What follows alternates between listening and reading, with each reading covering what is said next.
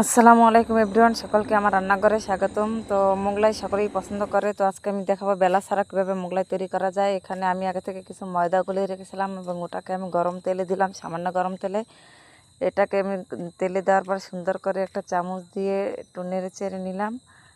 এরপর আমি এর ভিতরে আগ থেকে একটা ডিমে একটা পেঁয়াজ এবং একটা কাঁচামরিচ কুচিয়ে রেখেছিলাম, যেহেতু আমার বাচ্চা ছোটো তাই ঝাল খেতে পারে না। যদি আপনাদের কারো ঝাল পছন্দ হয় তো একটু বেশি করে নেবেন এবং দেখবেন কত তাড়াতাড়ি একটা মোগলাই বানানো যায় এবং এটা খেতে আসলেই অনেক মজাদার একটা মোগলাই।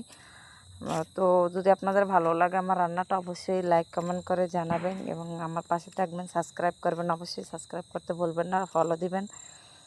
তো এটাকে আমি একটু উল্টে নিলাম, উল্টে ভালো করে ভেজে নেওয়ার পরে এটাকে আবার আমি আরেকবার একটু উল্টে দেব।